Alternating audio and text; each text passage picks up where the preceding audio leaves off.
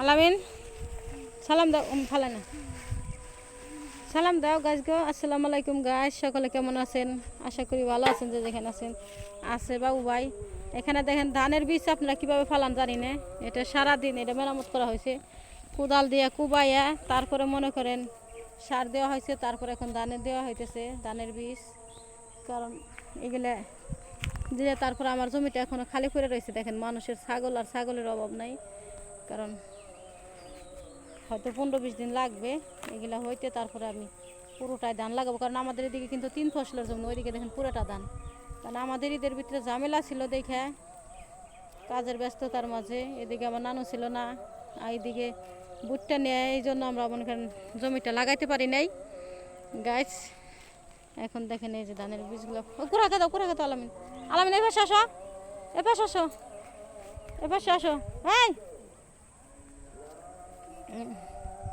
এখন সাথে আছে আমাদের আলামিন। আলামিন কিসের সাপোর্ট করে?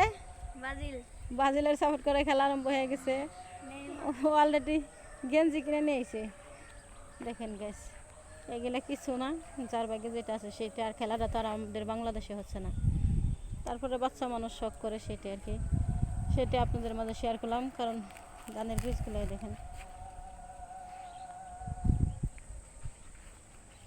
যতটুকু সম্ভব শেয়ার করলাম আপনাদের সাথে।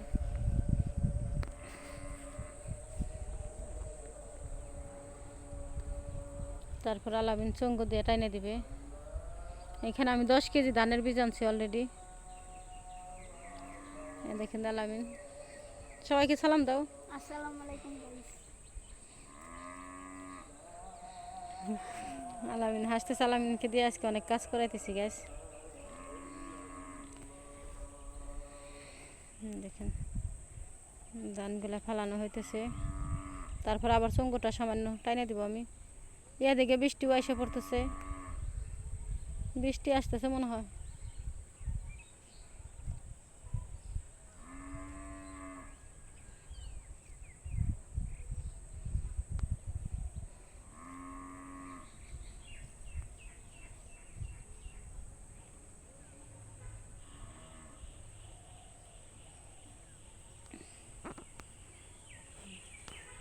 ওই পাশে সব জমি লাগানো হয়েছে, কিন্তু আমাদের এই পাশেটা ফাঁকা রয়েছে। ওই পাশের জমিটাও ফাঁকা রয়েছে, ওইখানে ঘাস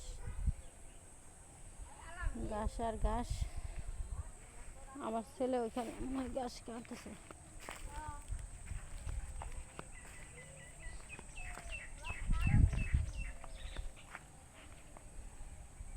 সার দিয়ে দেওয়া হয়েছে। যায় না আলামিন কুড়া খাতা খেদা না দাও, ভালো করে খেদা।